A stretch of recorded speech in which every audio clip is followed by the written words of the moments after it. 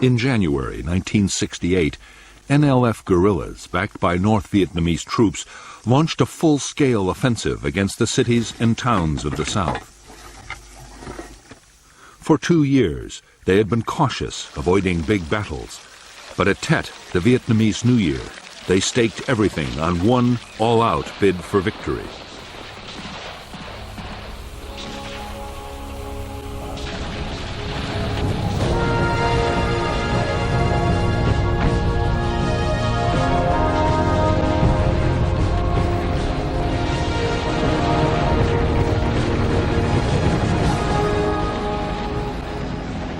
The Tet Offensive was one of the most stunning surprise attacks ever launched by an army.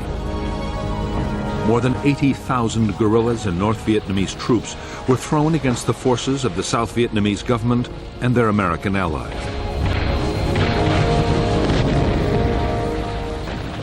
The battles were on a scale which no one had imagined the Viet Cong could achieve. The fighting even spilled into the American embassy in Saigon.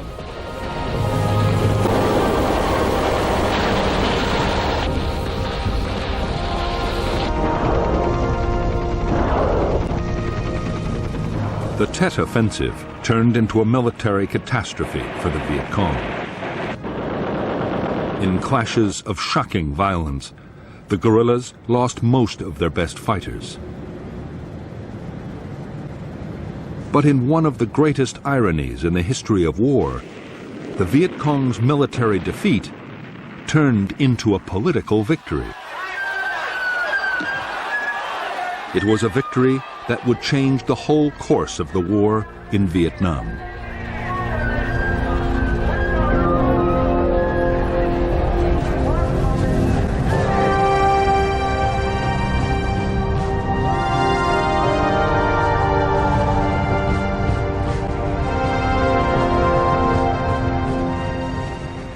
American forces in South Vietnam had spent 1966 massively building up their numbers.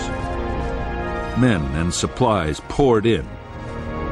Bases, airfields, and port facilities were expanded at a frantic pace.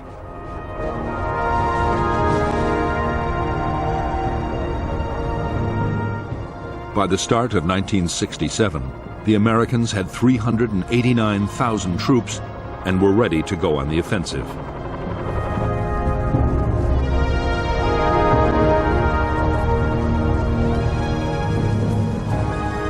The American aim was to defeat the NVA and NLF force by now numbering nearly 128,000. For 7 years, the NLF had been fighting to overthrow the government of South Vietnam and reunite the South with the North. The North was backing them with supplies and men, and had sent units of the North Vietnamese army to fight inside the South.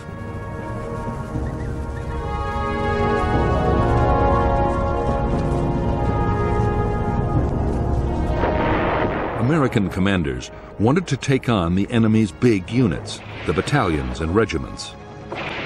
If U.S. forces could destroy them faster than they could be replaced, the war would soon be over.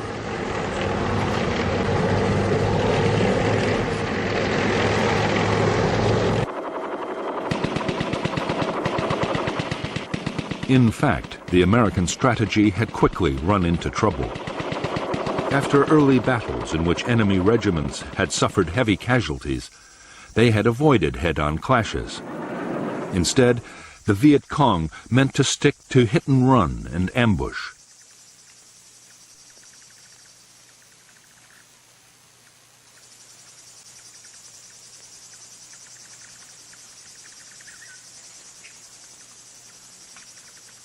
The Viet Cong's tactics caused American casualties to rise sharply.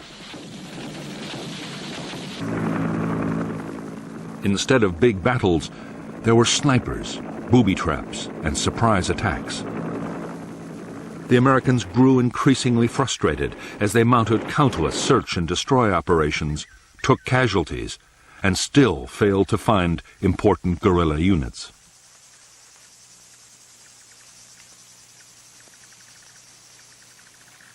The commander of American forces in Vietnam, General William C. Westmoreland, was determined to make the Viet Cong fight big battles.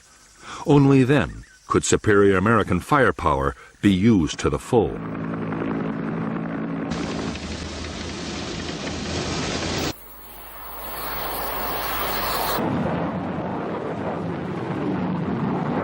One answer, Westmoreland believed, might be to attack in force into the Viet Cong's traditional base areas. These, he was sure the Viet Cong would fight to defend.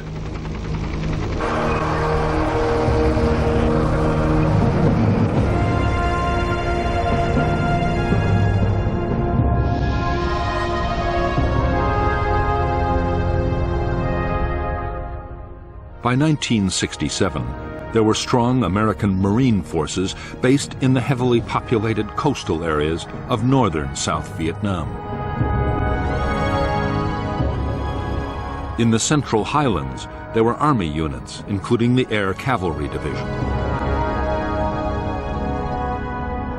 However, the greatest concentration of U.S. Army strength was in the Saigon area, and it was there, between the capital and the Cambodian border, that the Americans launched their biggest operations.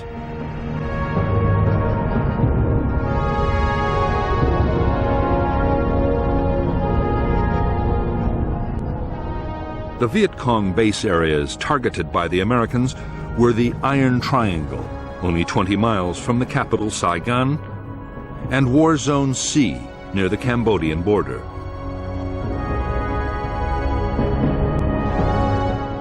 Along with War Zone D, these areas held strong NLF regional forces and the elite 9th Division. Supplied down the Ho Chi Minh Trail from North Vietnam, the bases were springboards for attacks in and around Saigon. In January 1967, the Americans launched Operation Cedar Falls into the Iron Triangle. Between February and May, Operation Junction City swept War Zone C.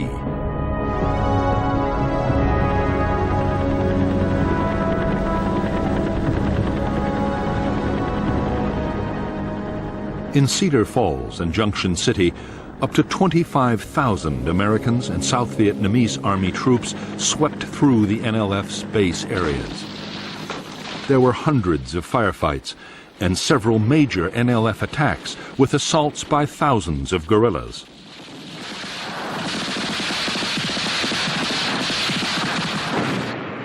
But the Americans never did succeed in trapping any of the big units. The Viet Cong regiments melted away into forests and swamps or over the border into Cambodia, where the Americans were forbidden to follow.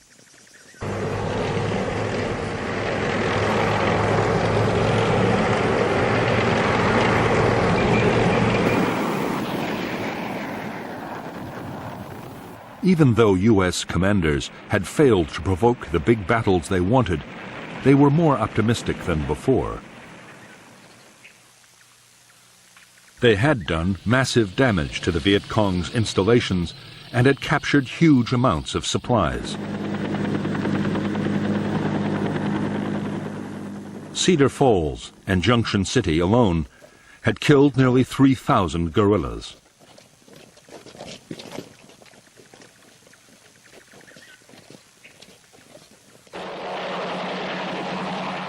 U.S. forces had also blunted an enemy initiative further north, where the war was between the Americans and the North Vietnamese Army.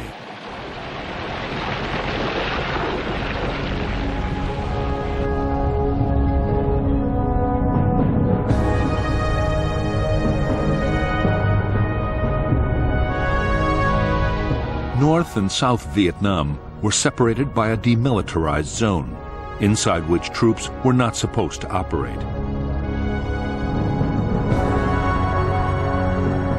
South of the zone, the American defense against the North Vietnamese Army was a string of fire bases. Khe Sanh, the Rock Pile, Camp Carroll, Cam Lo and Dong Ha along Route 9, and the newly built Con Thien and Jiaolin.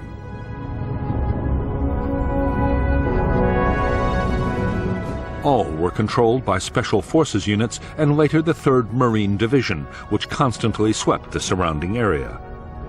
Between January and May 1967, 2 North Vietnamese divisions operating out of the DMZ launched heavy bombardments of these bases. Ground assaults at Con Thien and Khe Sanh were only driven off after massive aerial bombardments.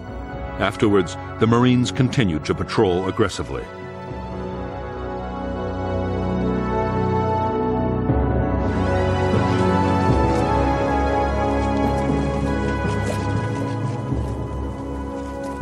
The increased North Vietnamese activity on the DMZ triggered an American plan to reinforce the whole area.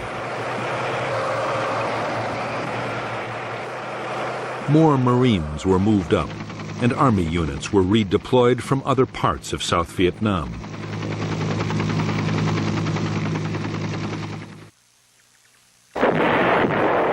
Meanwhile, in the Central Highlands, the Americans intercepted North Vietnamese Army units moving in from Cambodia. In late May 1967, there were 9 days of continuous battles which left hundreds of North Vietnamese soldiers dead. While American ground operations were piling on the pressure in the first half of 1967, the U.S. air campaign against North Vietnam had also been stepped up. The aim of the bombing was to force the North to stop supporting the war. In fact, the bombing and the massive ground assaults were having exactly the opposite effect.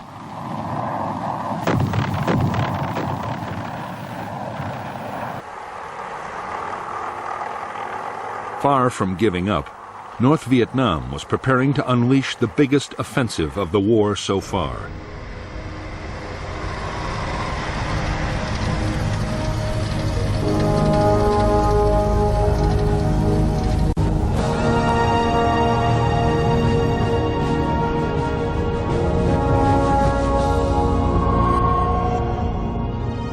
Time and again, Ho Chi Minh, the aging North Vietnamese president, had proclaimed that the Vietnamese people were prepared to fight for 20 years.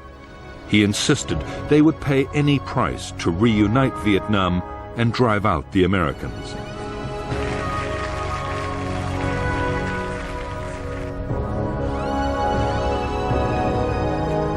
Privately, however, Ho and most of the Hanoi leadership had come to believe that the war could not go on in the same way for much longer.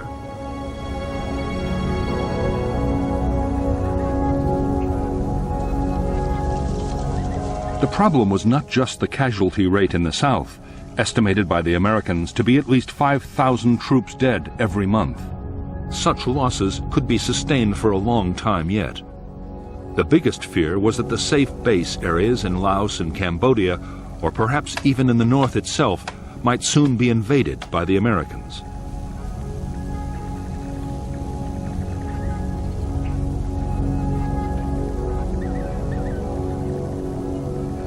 There were also worries about how well the morale of the population would stand up to a bombing campaign that might go on for years.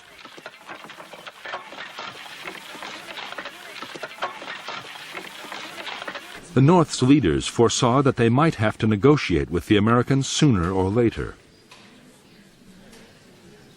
But before that happened, they were determined to make one more attempt to win the war on the battlefield. In July 1967, the Politburo, led by Party First Secretary Lee Duan, proposed an all-out offensive in South Vietnam timed for early 1968.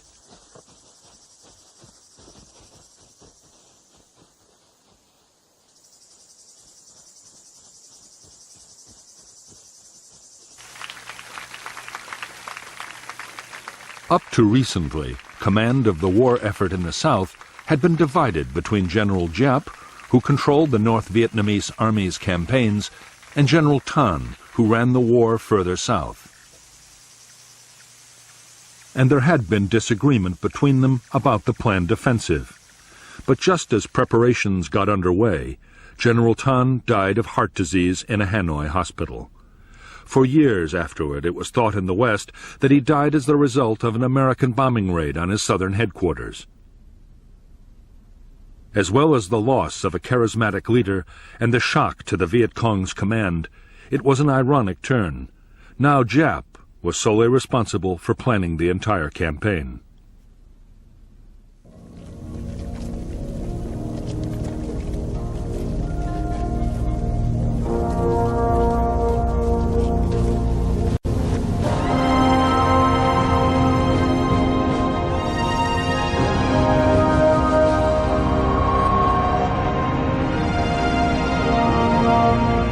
Since he had first dispatched combat troops to South Vietnam, the U.S. President Lyndon Baines Johnson had been determined to limit the war's impact on the American people. He had refused to call up the reserves and had never pushed for any formal declaration of war by Congress. Despite mounting casualties, the U.S. never officially declared war on Vietnam. Up to now, Johnson's approach had seemed to pay off. There was some anti-war feeling, but nothing so serious as to threaten the president's policy.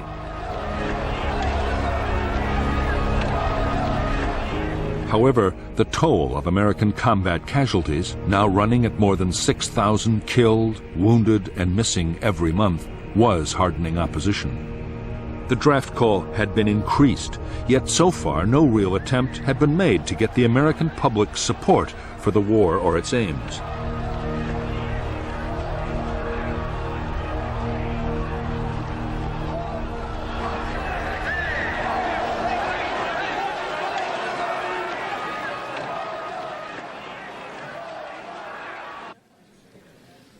Divisions were beginning to open up between the president's military and civilian advisers. The Joint Chiefs of Staff wanted more damaging targets for the bombing campaign against the North. A widening of the ground campaign into Laos, Cambodia, and possibly North Vietnam, and a big increase in troop levels.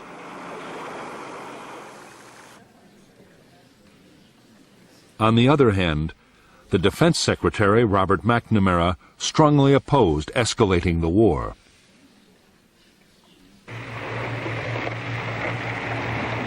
McNamara believed that widening the conflict would run a real risk of drawing in Communist China or the Soviet Union. He also believed that the war might be a long one, and that if the American people were to support it, the cost would have to be kept down. That meant no wider war and a big effort to prepare the South Vietnamese army to take over more of the fighting.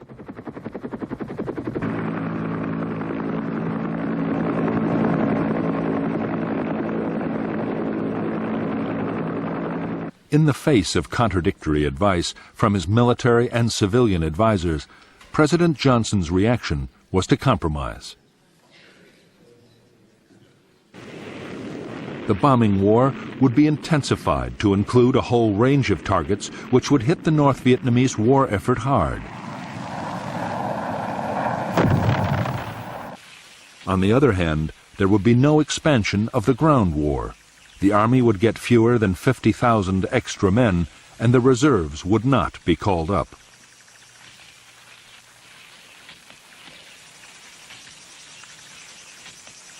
On September 29, 1967, President Johnson took a step closer to those advisers who were arguing against escalating the war. At San Antonio, Texas, Johnson declared that the U.S. would stop bombing North Vietnam if Hanoi promised not to take advantage of the ceasefire.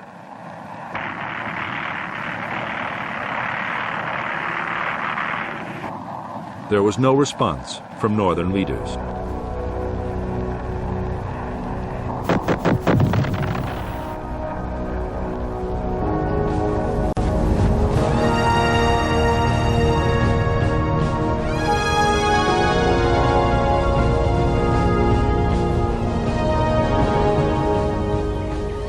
The Great Offensive, meant to change the course of the war, was to begin with full-scale Viet Cong attacks on cities, headquarters, and radio stations all over South Vietnam. The shock of the offensive would cause the South Vietnamese army to collapse. Government troops would be encouraged to mutiny, and some might even be persuaded to turn their guns on the Americans. At the same time as the military offensive, the signal would go out for a nationwide uprising by the people of South Vietnam. It would be led by the secret youth leagues and workers' groups already in place in the cities.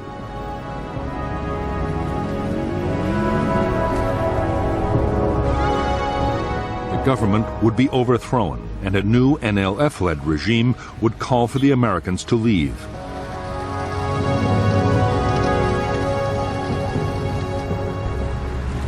NLF planners believed that with the world looking on, the Americans would have little alternative but to go.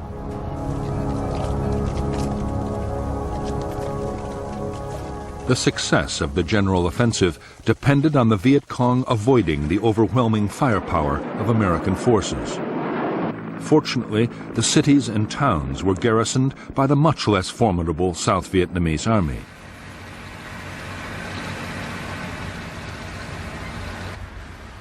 Still, General Giap meant to take no chances. Large numbers of American troops would be drawn away from the populated areas by carefully planned diversions.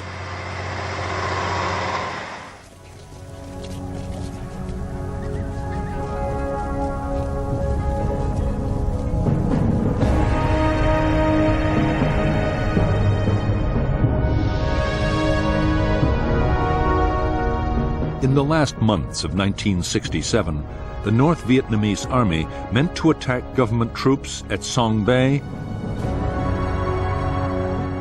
and the American base at Dak To. The U.S. Marine outpost at Con Thien would also be hit, and forces would be massed around Khe Sanh. An elite NLF regiment would also hit the South Vietnamese army garrison at Loc Ninh. The attacks near South Vietnam's borders would draw American forces away from their main base areas and deep into the interior. The general offensive and uprising would then begin. The Viet Cong would attack the national capital, Saigon, most of the country's 44 provincial capitals, and over 100 other towns. The last phase would happen at Khe Sanh. There, the NVA would win a major victory over the United States in a huge set-piece battle that would destroy the American will to carry on the war.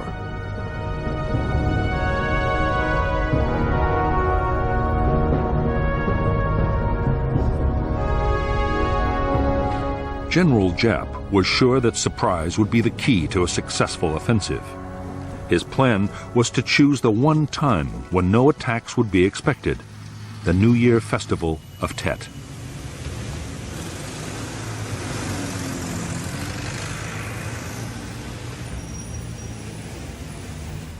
In previous years, an informal ceasefire over the holiday had seen vast numbers of South Vietnamese army troops on leave, celebrating with their families. Although an attack during Tet would be deeply offensive to much of the population, it would be certain to catch the enemy totally unprepared.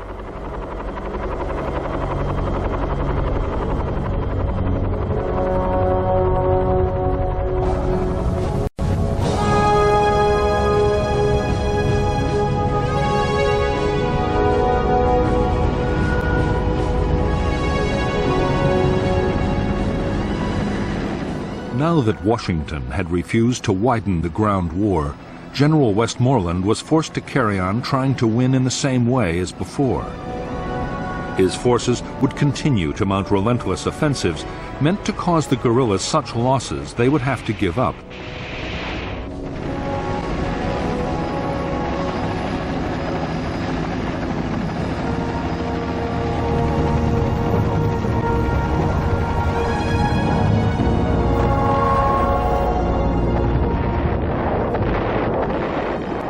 Meanwhile, there was another war to be fought too.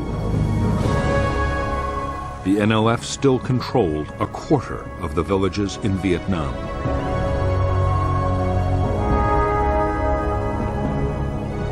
Attempts by the South Vietnamese government to get back control of the rural areas had been going on for years. Various pacification programs had tried to win the people's support and root out the NLF political organization. The campaign had failed dismally, in part because it was poorly coordinated with the American war in the field, and because successive Saigon regimes and the CIA had alienated the people with thousands of assassinations of suspected NLF sympathizers. It was also in this year that the Phoenix program of assassinations began. Washington was now insisting that the two efforts, pacification and the bigger war, had to be pulled together to make one grand strategy.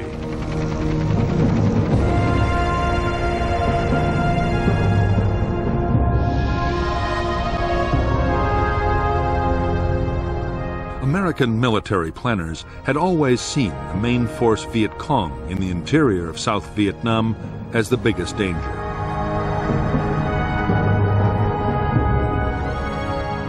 They threatened the populated areas with attack, and the Americans believed they supplied men, food, and weapons to the local guerrilla units.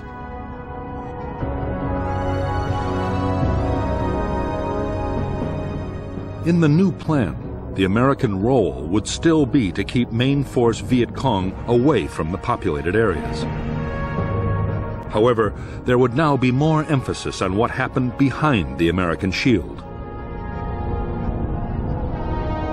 The village guerrillas would be driven out by the South Vietnamese army and militia. Local security would be strengthened and pacified areas would spread out until they encompassed most of the populated regions of South Vietnam.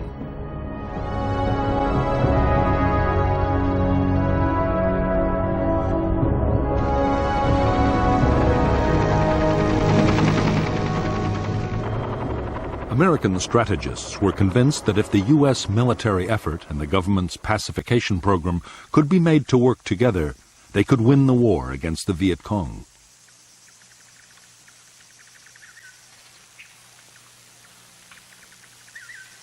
To succeed, they would have to get the cooperation of sometimes skeptical military commanders.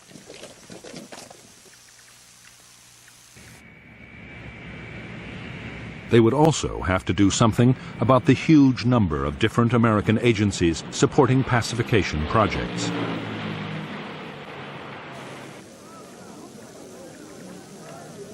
All American support for pacification and its multi-million-dollar budget was now placed under one man.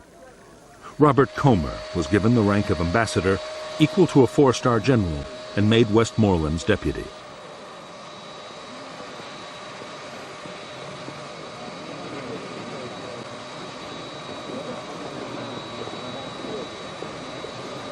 Everyone knew that Comer faced an enormous task, but in Saigon and Washington there was real optimism. It looked like the United States at last had a strategy that could deliver a solid victory in Vietnam.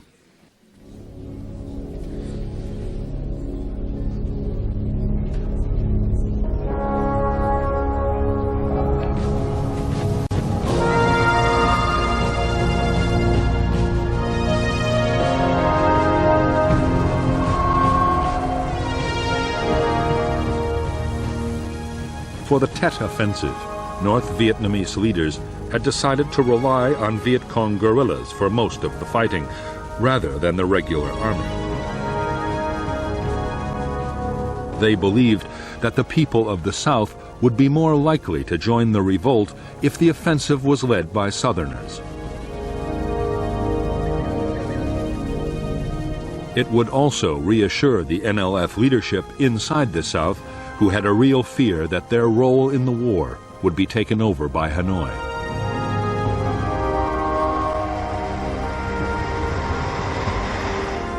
By late 1967, the NLF and the North Vietnamese Army together fielded 128,000 main force troops in South Vietnam, most of them in 152 infantry battalions. There were also hundreds of thousands of regional and local guerrillas, male and female, who would play a major part in the Tet Offensive.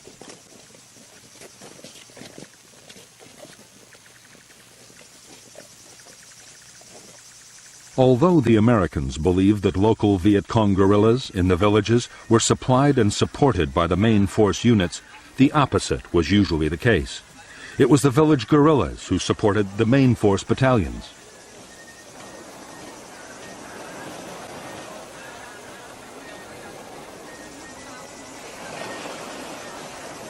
They collected rice taxes from the local farmers, built up supplies, and provided scouts and screening forces for the big units.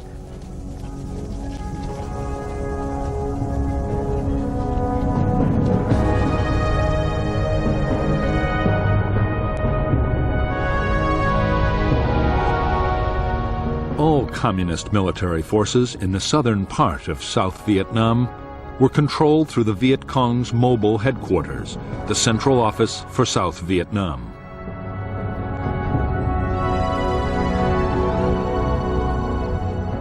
Operations further north were commanded from a North Vietnamese Army headquarters inside the demilitarized zone.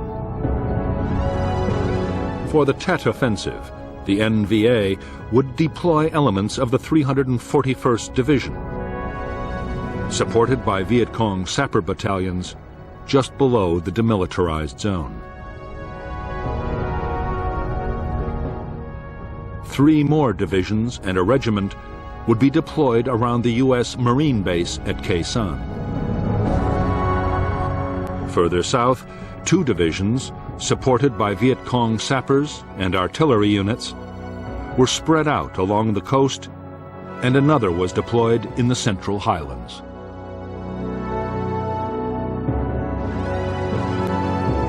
The Viet Cong fielded 3 formations of divisional strength, all within 75 miles of Saigon. Countrywide, they also had 30 independent main force battalions and more than 60 regional and local battalions. Altogether, the equivalent of 10 divisions.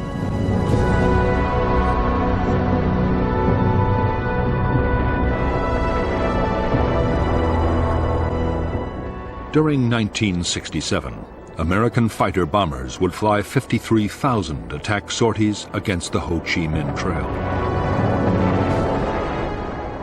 Their aim was to cut off the flow of forces and weapons from the north to the southern guerrillas.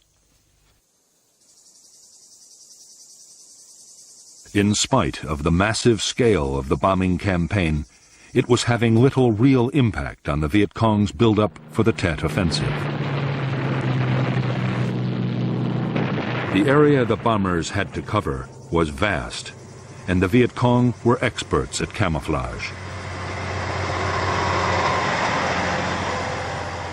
In the month of July 1967, 480 trucks made the long and arduous journey from North Vietnam to the south.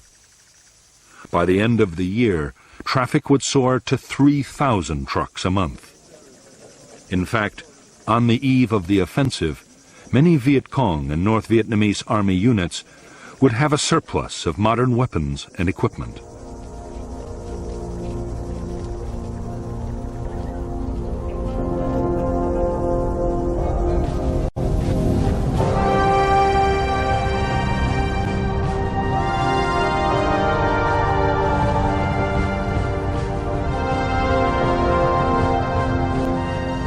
The North Vietnamese Army and most Viet Cong guerrillas were well equipped with light infantry weapons, including the superb AK-47 Kalashnikov assault rifle.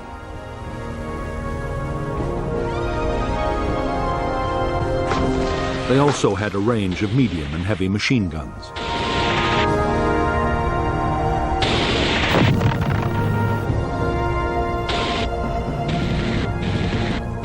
Because American aircraft were always on the prowl, almost everything had to be carried by porters, often at night.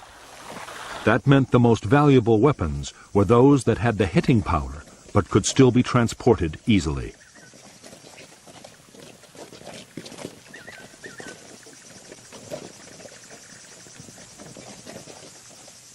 The Soviet-made rocket-propelled grenade launcher, the RPG-2, and its replacement, the RPG-7, were lightweight and highly effective against armor and bunkers. Designed to be fired by one man, the rocket had a range of more than 500 meters.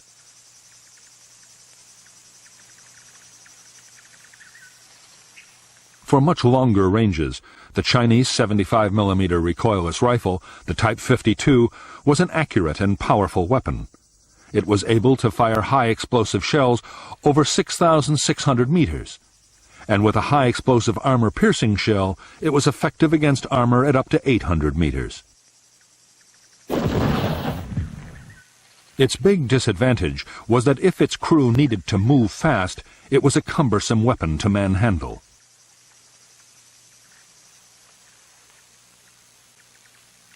In the rugged terrain of South Vietnam, mortars were by far the most useful of all heavy weapons. The NLF and the North Vietnamese Army had thousands, and they were the perfect combination of hitting power, range, and portability.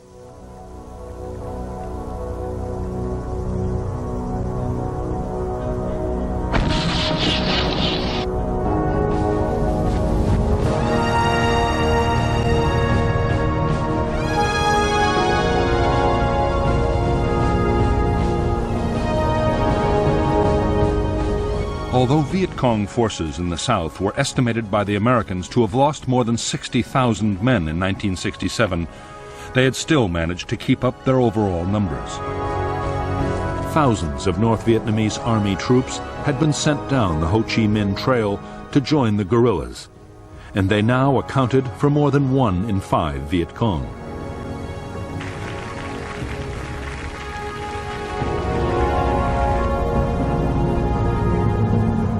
The guerrillas also operated a draft in the villages. Because men younger than 20 were not called up by the South Vietnamese Army, most teenagers were still at home and made up a huge pool of potential recruits.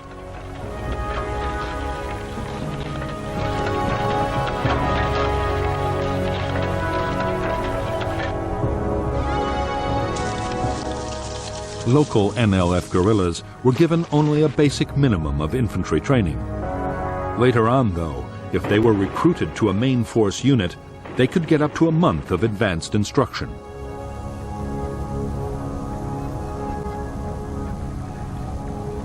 There were also dozens of training centers spread all over South Vietnam, running long courses for squad and platoon leaders, operators of crew-served weapons, and radio men.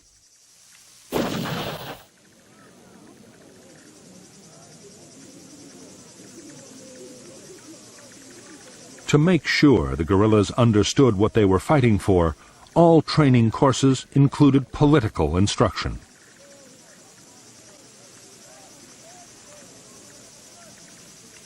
Most Viet Cong attacks planned for the Tet Offensive were to be led by elite sapper commandos.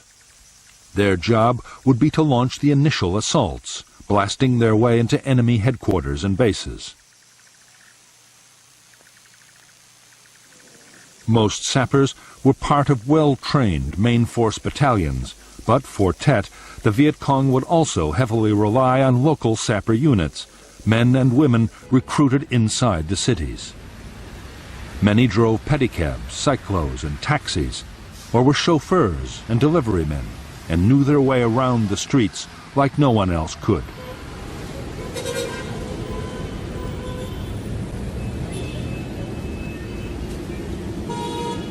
During the year, as casualties had mounted under the intense pressure of the American onslaught, the morale of the Viet Cong had suffered badly.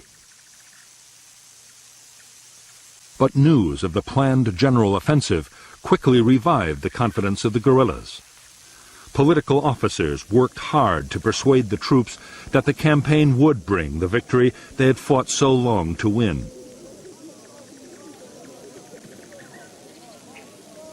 In the run-up to Tet, the rate of desertion from Viet Cong units fell away almost to nothing.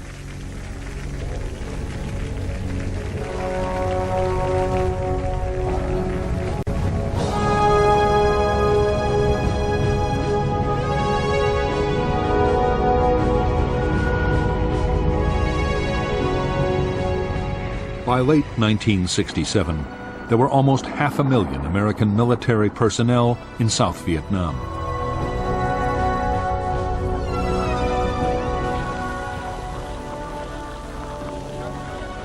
Of these, only 1 in 7 were combat troops.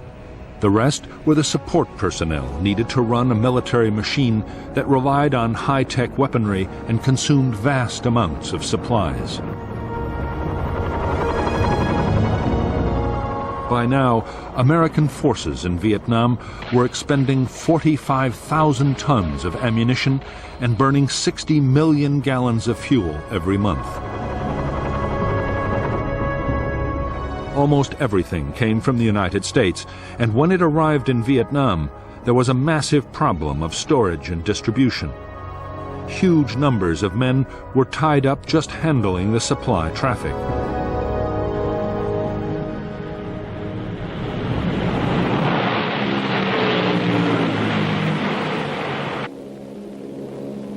Protecting the dozens of big American installations scattered all over the country and securing major road links was another enormous drain on manpower.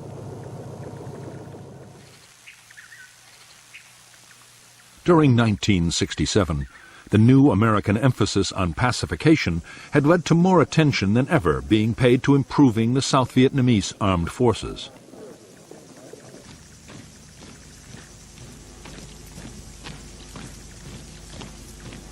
The armed forces now numbered more than 340,000 soldiers, and there were also nearly 300,000 regional troops and other militia.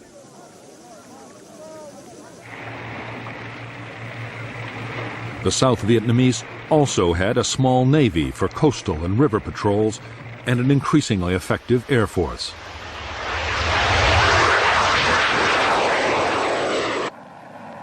Its pilots were now flying a quarter of all combat sorties inside South Vietnam.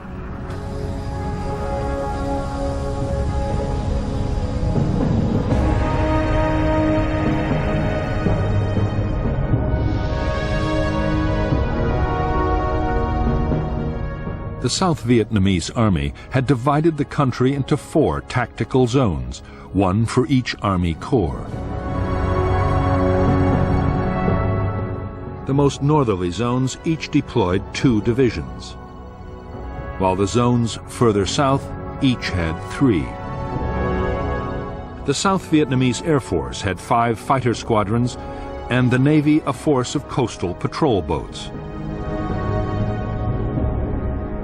The Joint General Staff's reserve was an airborne division and 2 Marine brigades.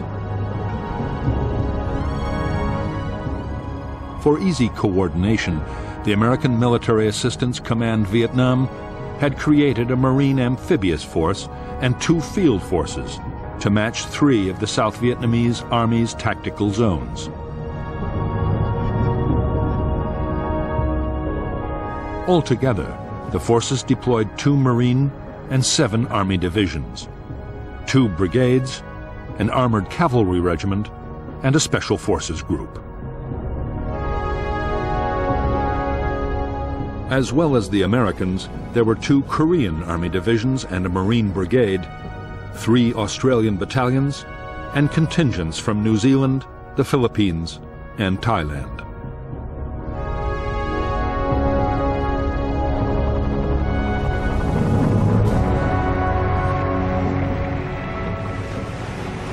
During 1967, the Americans had launched their first combat operations in the extreme south of Vietnam. Up to then, the maze of rivers and canals in the Mekong Delta had been left to the South Vietnamese Army.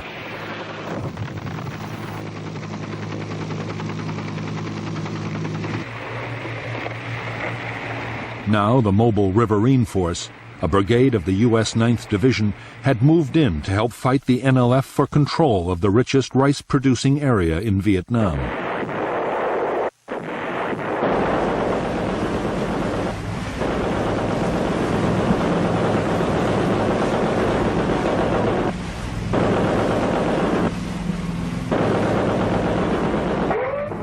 The Mobile Riverine Force was unique in the U.S. Army.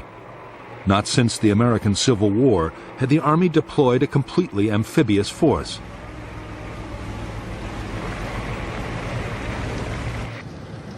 It had its own base, a man-made island.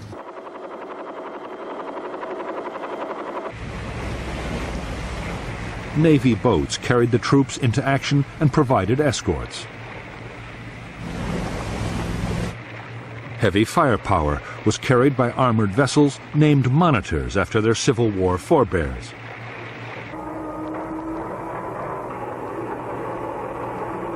During the Tet Offensive, the Mobile Riverine Force would see heavy fighting.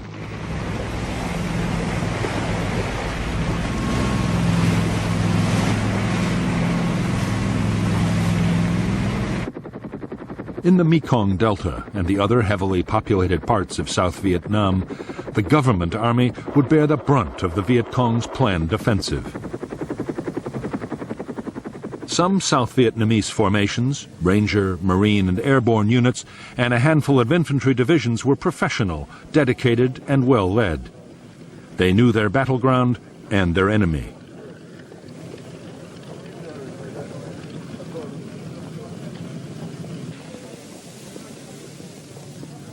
But 6 of the Army's 11 divisions were in poor shape, suffering from corrupt and incompetent officers, desertion, and obsolete equipment.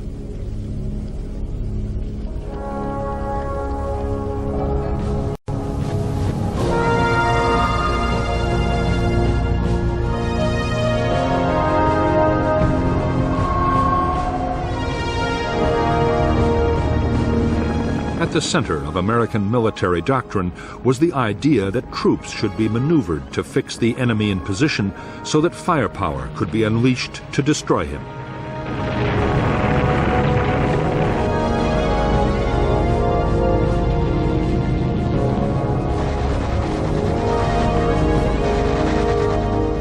In defense, too, heavy firepower played a critical part. Every American infantry division in Vietnam could call on massive support from aircraft and sometimes from long-range artillery.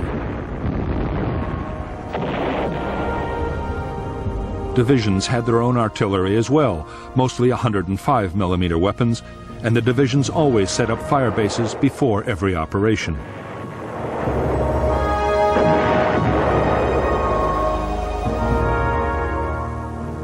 Each company also had its own mortars.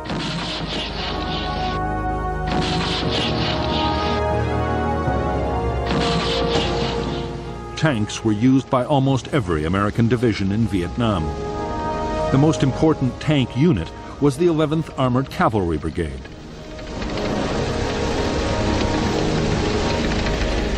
All of them used the M48, a 44-ton vehicle with a 90mm gun. In spite of early doubts about how tanks might fare in Vietnam, their firepower and armor were invaluable for securing roads and escorting convoys.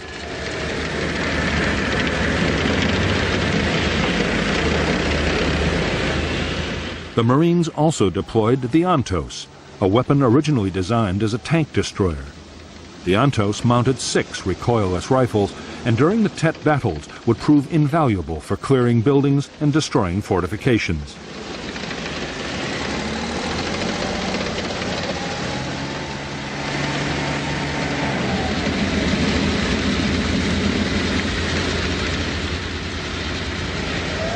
Of all the armored vehicles deployed in Vietnam, the most useful by far was the M113 Armored Fighting Vehicle, known to American troops as the TRANH.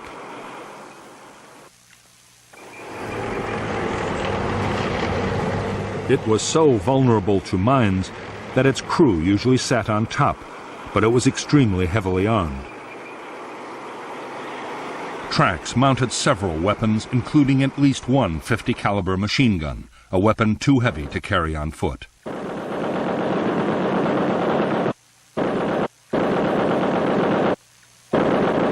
The 50 was incredibly destructive, able to cut a tree in half hundreds of yards away.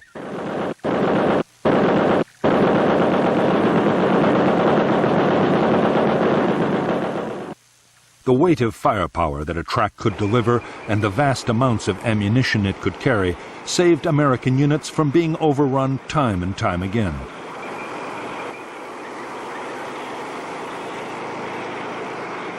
One weapon highly valued by the crews of armored vehicles and by foot soldiers was the M79 grenade launcher, called the Duper from its sound.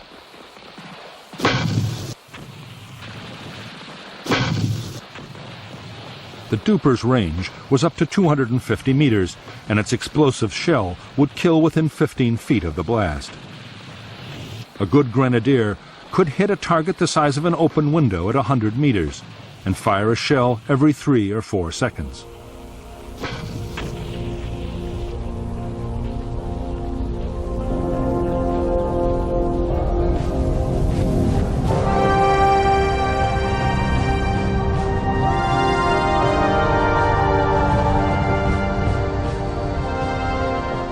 For the South Vietnamese conscript soldier, 1967 had begun to show some signs that army life might become bearable.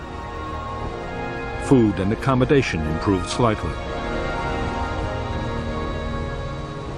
Amongst the professionals, in the better units at least, confidence was high. Many officers and NCOs had been at war for years and were both tough and tactically skilled. But in spite of this, the desertion rate continued to rise.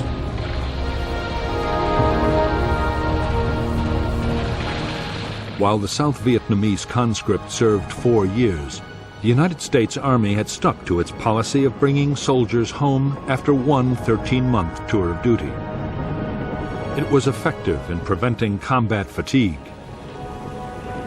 But the decision was having a real impact on the battlefield. Units were constantly losing experienced men who were replaced by newcomers, unable to spot booby traps and ambushes, and not yet used to Vietnam's punishing climate. Officers served only 6 months in combat, and new arrivals had a very high chance of being killed or wounded. Drop back about 5 meters, 5 meters. American combat units in the field were almost always seriously understrength. With operations running all the time, and the men perpetually short of sleep, exhaustion was beginning to tell on morale.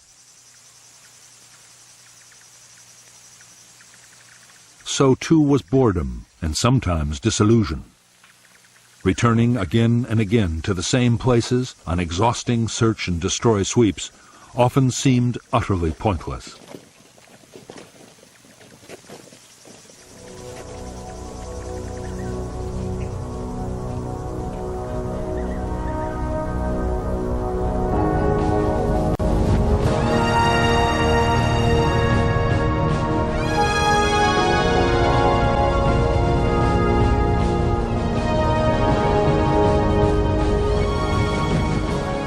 In the early autumn of 1967, as communist forces were building up for the Tet Offensive, the internal divisions that had plagued both sides throughout the war began to come to a head.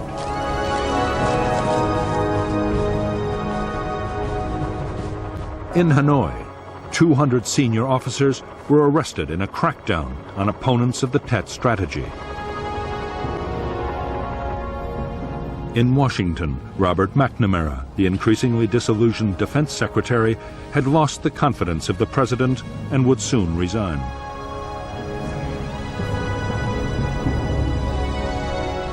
As for Johnson himself, he faced a presidential election late in 1968, and there was already opposition from within his own Democratic Party.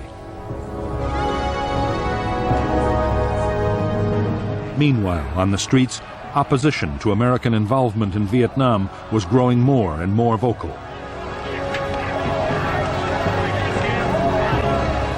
As Johnson's popularity slipped to an all-time low, he clung to his belief that the public could be persuaded to back his conduct of the war.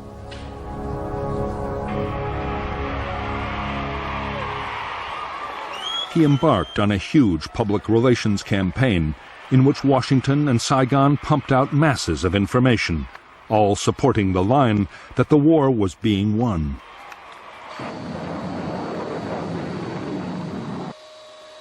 President Johnson toured military bases around the country and even recalled General Westmoreland from Vietnam to add his weight to the argument.